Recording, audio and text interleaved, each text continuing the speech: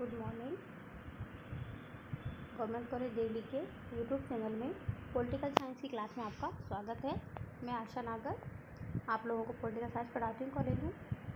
और जो first year के बच्चे थे वो सेकेंड ईयर में प्रमोट हो गए हैं, इसलिए हमें पढ़ाई चालू करनी है ऑनलाइन।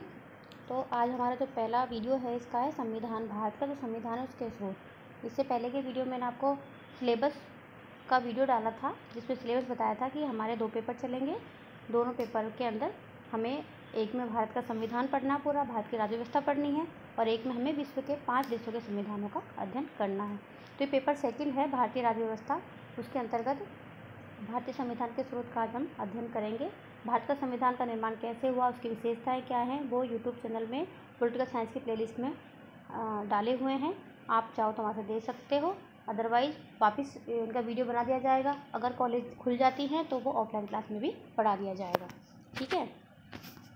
तो सबसे पहले हम जब पढ़ते हैं संविधान, तो हमें इसमें 5 और 6 संविधानों का अध्ययन करना है इस क्लास में। तो पहले ये देखना है कि संविधान होता क्या है। संविधान क्या होता है?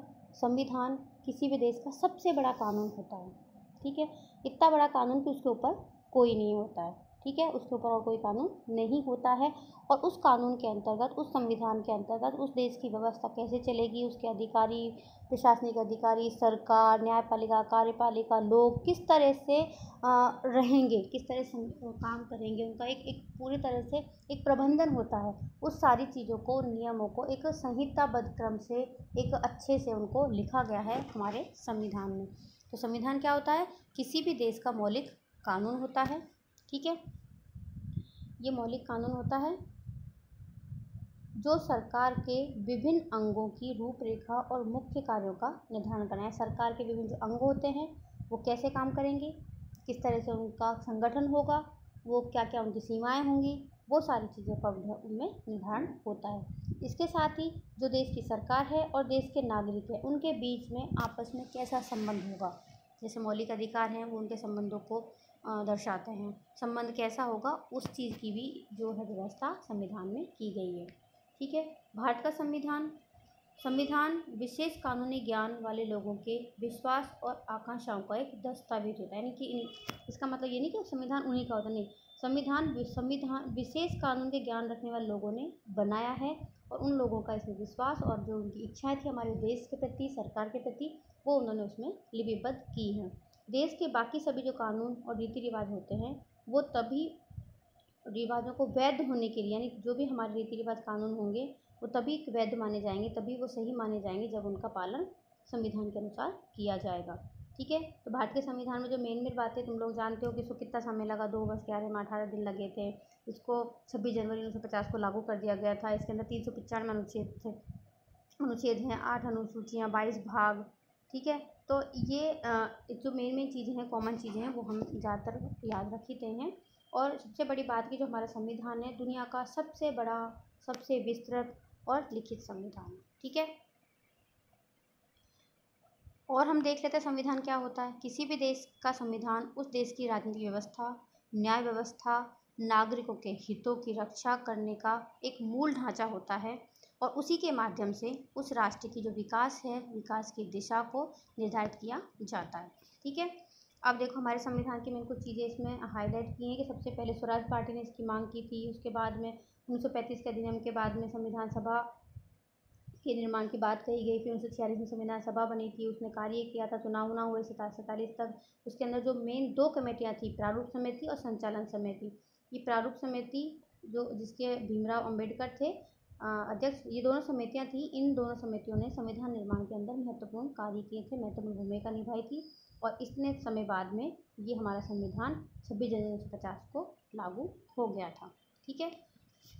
अब आते हैं भारतीय संविधान के स्रोत का मतलब क्या होता है कि भारत के संविधान में कुछ लोग कहते हैं ना हमने उधार का संविधान, इसका मतलब एक तरह से हमने इसमें आजकल जो एक लैंग्वेज चल रही कॉकटेल, मतलब कॉकटेल का मतलब होता है कई सारे तरह के जो पेय पदार्थ होते हैं उनको मिलाकर एक अलग से ड्रिंक बनाना, उसको कॉकटेल कहते हैं। तो इस तरह से कुछ लोग कहते हैं कि हमारा देश का संविधान है कॉकटेल संविधान है। इसका मतलब इसमें विभिन्न देशों के संविधानों से हमने बहुत सारी चीज़ें ली गई हैं, जो हमारे देश की परिस्थितियों के अनुकूल थी, जो यहाँ पे अपनाए जाने योग्य थी, जिनको यहाँ पे संविधान में जोड़ना ज़रूरी था, उनको हमने इसमें अपनाया था। तो वो हमने कौन कौन सी चीज़ कहाँ कहाँ से ली, वो इसके संविधान के स्रोत माने जाते हैं। संविधान निर्माताओं ने अमेरिका से, ब्रिटेन से, फ्रांस से, रूस से, कनाडा से, इन देशों के संविधानों का अध्ययन किया। करने के बाद में भारतीय परिस्थितियों के अनुकूल जो भी प्रावधान उन्हें उपयुक्त लगे यानी सही लगे, उन्हें भारतीय संविधान में शामिल कर लिया गया। ठीक है, इसलिए भारतीय संविधान को उधार का संविधान कहा जाता है। कुछ विद्वान इसे समय की बर्बादी भी कहते हैं, कुछ विद्वान इसे वकीलों का स्वर्ग भी कहते हैं। यानी कि इनका जो किसने क्या कहा ये पूछ लेते केवल, या इसका मतलब क्या है उसको हमें संविधान के स्रोतों के द्वारा समझाना पड़ता है। उधार का थैला समझाएंगे, इसका मतलब कौन कौन चीज़ें उधार ली, वो सारी चीज़ें बताएंगे, वही सारी चीज़ें स्रोत होती है। समय की बर्बादी होती है, हमने बहुत सारे लोगों देशों में गए, वहाँ के संविधानों का अध्ययन किया, वहाँ की चीज़ों की जो प्रशासनिक व्यवस्थाएं, कानूनों का अध्ययन किया, तो उसमें कितना सारा समय बर्बाद हुआ था। इसलिए कुछ लोग कहते हैं समय की बर्बादी थी, कुछ लोग कहते हैं वकीलों का स्वर्ग था, क्योंकि जितने भी इस संविधान निर्माता थे वो ज़्यादातर वकील थे। क्योंकि कानून बना रहे देश का सबसे बड़ा कानून, तो उसको कानून के जानकार लोग बनाएंगे, हम जैसे आप जैसे लोग बनाएंगे नहीं, कोई किसान उसको बनाएगा नहीं, कोई नेता उसको बनाएगा नहीं।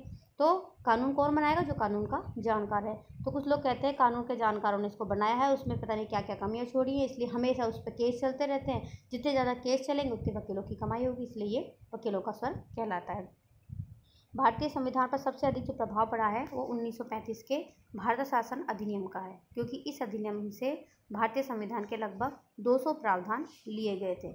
अब देखो 1935 का अधिनियम था, ये ब्रिटिश संसद ने बनाया था, यानी बाहर का ही है, हमारे यहाँ कुछ नहीं है। इसके बाद जितने देशों के संविधान सामने जो लिया गया वो सब बाहर के ही हैं। इस प्रकार दो प्रकार के स्रोत हो गए इसमें। एक तो आंतरिक स्रोत जो 1935 का भारत शासन अधिनियम है, एक बाह्य स्रोत हैं जो विश्व के विभिन्न देशों के संविधानों से अपनाई गई विशेषताएं हैं। जो 1935 का अधिनियम था वो भारत के लिए बनाया गया था, इसलिए इसको आंतरिक स्रोत में काउंट किया जाता है। इसका 70% लगभग 2/3 भाग इसके अंदर लगभग 200 या 250 के करीब अनुच्छेद भारतीय संविधान में ऐसे कैसे ही अपना लिए गए हैं। ठीक है, अब आते हैं कि हमने किस किस देश से क्या लिया। तो सबसे पहले तो हम जो ब्रिटेन है उससे ही उसके बारे में बात करेंगे, क्योंकि ब्रिटेन के जो मतलब अंग्रेज़ हैं, ब्रिटिश शासन है, जो ब्रिटिश संसद है, उसका शासन यहाँ पर वर्षों तक रहा था। उसके अनुसार यहाँ का कामकाज होता रहा था, प्रशासनिक व्यवस्थाएं होती रही थी। उन चीज़ों को हम लोग जानते थे, उनके हम परिचित थे। तो सबसे ज़्यादा चीज़ें हमने इसी देश के संविधान से अपनाई थी।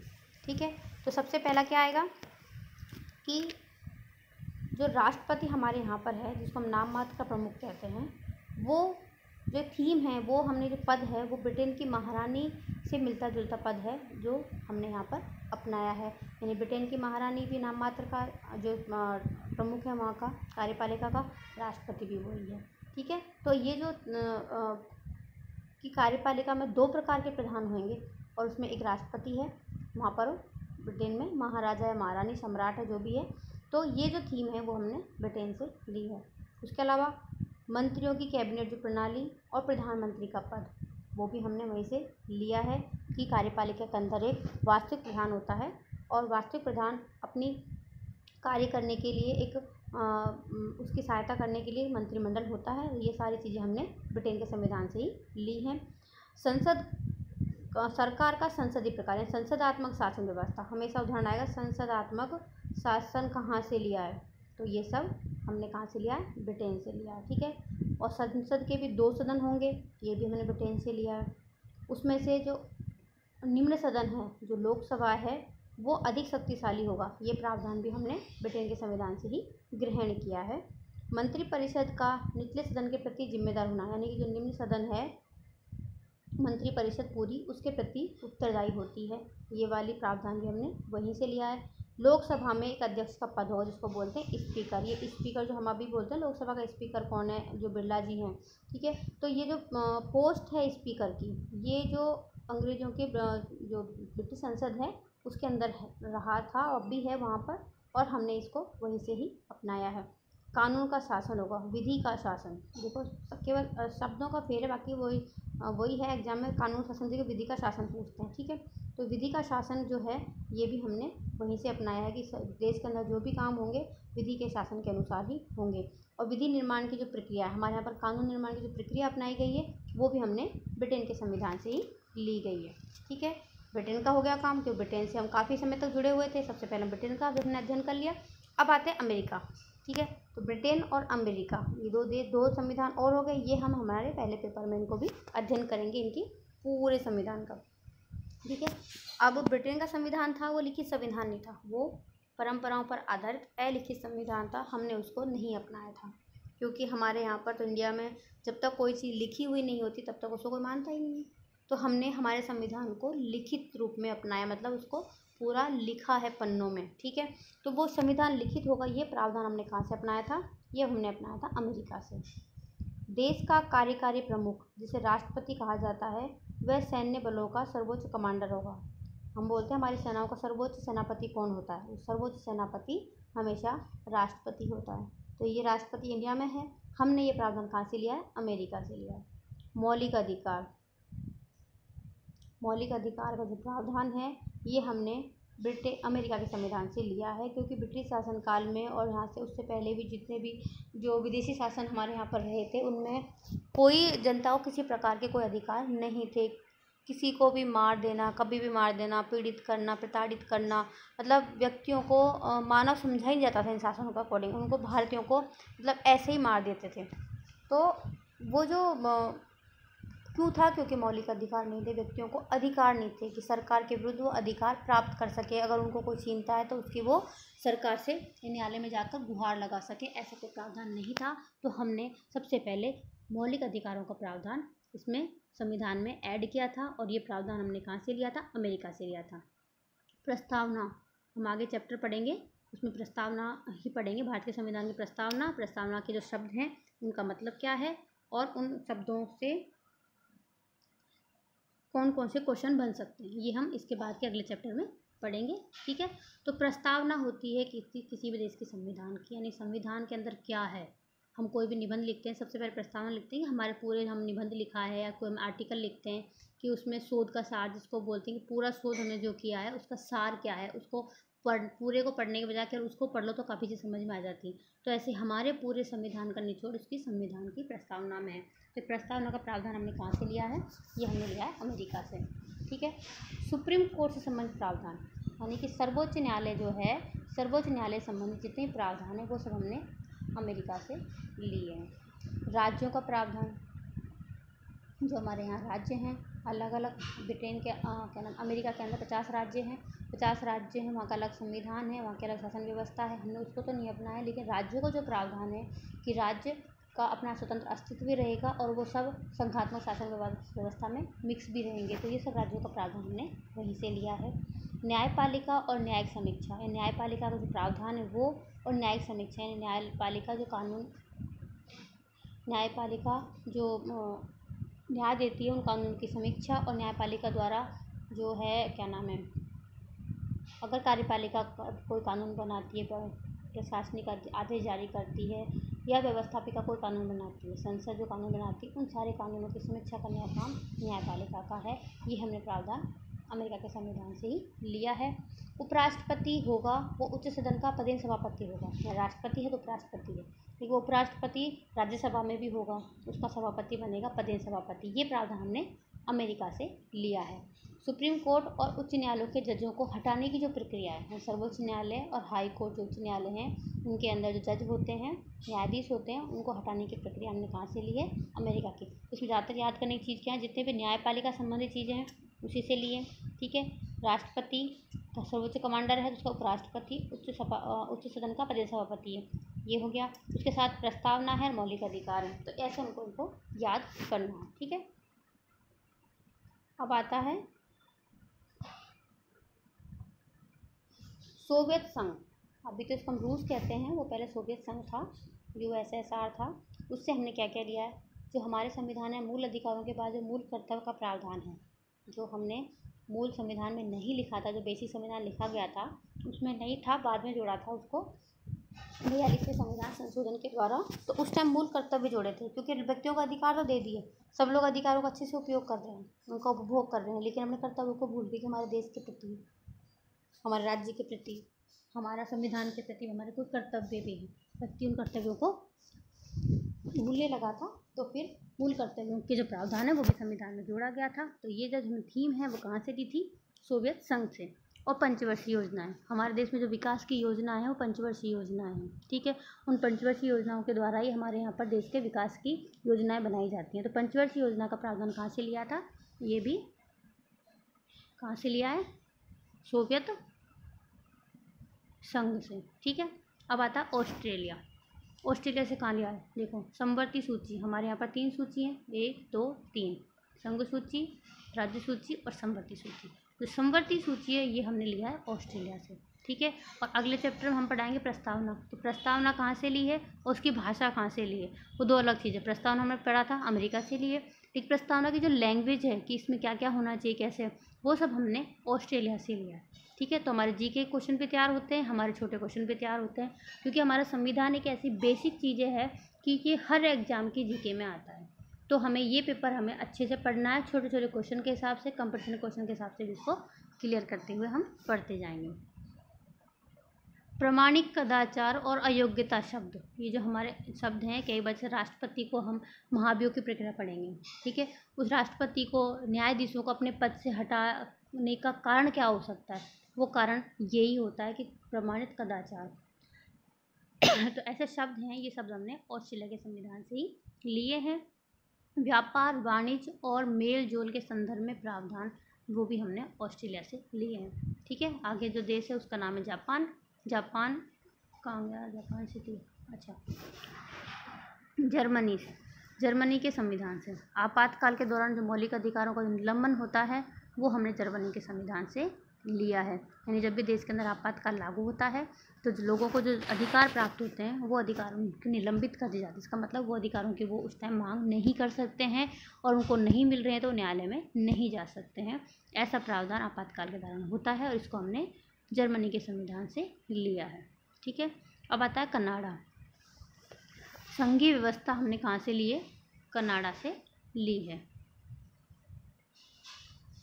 जो संघात्मक शासन व्यवस्था है, जो हमारे संविधान की विशेषता है, इसके अंदर केंद्र शक्तिशाली होगा, ये है व्यवस्था हमने कनाडा से ली है। केंद्र और राज्यों,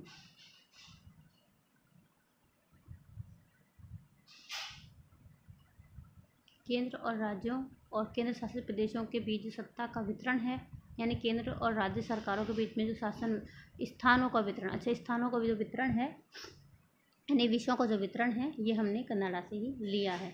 बाकी सारे अधिकार केंद्र के पास रहेंगे, यानी दोनों केंद्र और राज्यों को अलग अलग विषय दे दिए, उसके बाद जो बचेंगे वो केंद्र के पास रहेंगे, ये कनाडा से लिया गया है।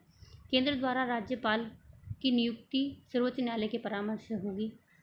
यानी राज्यों के अंदर जो राज्यपाल होता है, वहाँ की कार्यपालिका नाम मात्र का जिसको प्रधान बोलते हैं, उसकी नियुक्ति किसके द्वारा होती है? राष्ट्रपति के द्वारा होती है। लेकिन राष्ट्रपति अकेला नहीं करता, सर्वोच्च न्यायालय के परामर्श से करता है। ये सारे प्रावधान हमने कहाँ से लिए हैं? कनाडा के संविधान से लिए हैं। अब है आयरलैंड, ठीक है। आयरलैंड का संविधान, मिस्टेक होती है वो सही कर लेना। नीति निर्देशक तत्व हमने कहाँ से लिए हैं? आयरलैंड के संविधान से लिए। और आयरलैंड ने इसको कहाँ से लिए थे? स्पेन से लिए थे।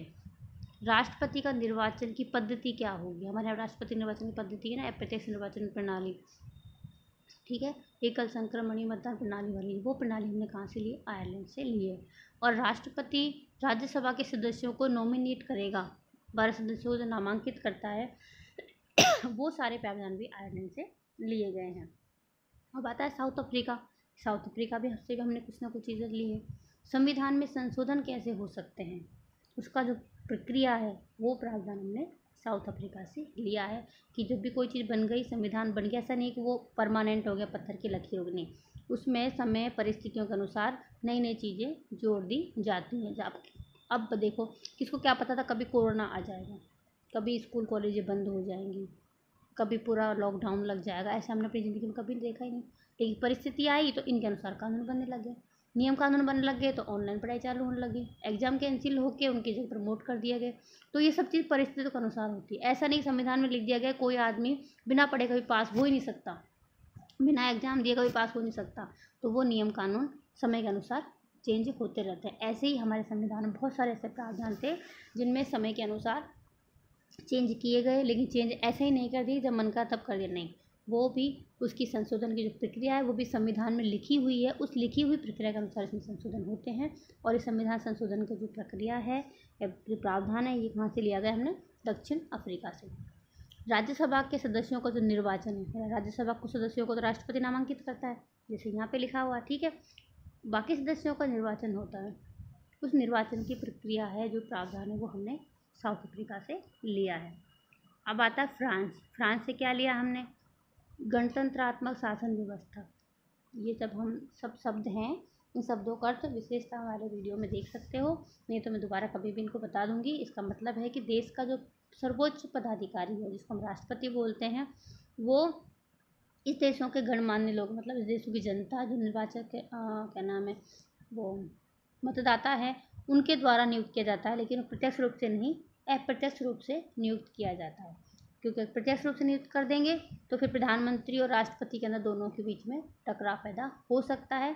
इसलिए जो हमारे कार्यपालिका के अंदर 2 प्रधान हैं, पहले प्रधान की थीम हमने अब ब्रिटेन से लिए। ब्रिटेन के अंदर वो राजा होता है, ठीक है, लेकिन यहाँ राजा नहीं होकर वो राष्ट्रपति होता है। वहाँ पे राजा वंशानुगत होता है, लेकिन यहाँ वंशानुगत नहीं होकर उसको निर्वाचित किया जाता है अप्रत्यक्ष रूप से। स्वतंत्रता, समानता, बंधुत्व, ये जो प्रावधान है ये हमने फ्रांस से ही लिए हैं, ठीक है। तो फ्रांस के संविधान से हमने क्या क्या चीज़ें ली? गणतंत्रात्मक शासन व्यवस्था और स्वतंत्रता, समानता और बंधुत्व संबंधी जो आदर्श हैं, जो हमने प्रस्तावना में शब्द लिखे गए हैं, ये भी हमने फ्रांस से लिए। देखो अब क्वेश्चन क्या बनता है हमारे, कि हमने प्रस्तावना में भी क्वेश्चन बनता है कि हमने स्वतंत्रता, समानता, बंधुत्व का आदर्श कहाँ से लिया है? फ्रांस के संविधान से लिया है। तो ये संविधान के अंदर हम जो भी चीज़ें पढ़ेंगे उसकी एक एक शब्द से, एक एक लाइन से क्वेश्चन बन सकता है, और वो उसका कहीं का कहीं कनेक्शन होता है। हम पढ़ तो रहे हैं अभी का संविधान के स्रोत, लेकिन इस समय ये प्रस्तावना का क्वेश्चन है, क्योंकि ये शब्द हमारे संविधान में प्रस्तावना में दिए गए हैं, प्रस्तावना में दिए गए हैं, और प्रस्तावना में दिए गए प्रस्तावना वाले एग्जाम में भी आ सकते हैं। स्वतंत्रता, समानता अधिकारों में भी हैं, उसमें भी दिए गए हैं। बंधुत्व हमारे कर्तव्यों में भी है, वहाँ से ली। तो ये सब चीज़ें हमारे संविधान में वर्णित हैं, और ये हमने कहाँ कहाँ से लिए वो हमें सब चीज़ें पहले याद होनी चाहिए, क्योंकि जब भी हम संविधान की विशेषताएं पढ़ेंगे अब, और उसके आगे बाकी जो चैप्टर पढ़ेंगे उससे बार बार से में क्वेश्चन आएंगे रिपीट होकर, तो हमें पहले से मालूम होना चाहिए हमने कौन सी चीज़ कहाँ से ली। इसलिए पहला जो हमारा वीडियो है इसमें, ये हमने इसीलिए डाला सबसे पहले कि हमें इसमें क्या क्या चीज़ें कहाँ से ली गई। इसके बाद हम प्रस्तावना वाला टॉपिक, इसके बाद हम अध्ययन करेंगे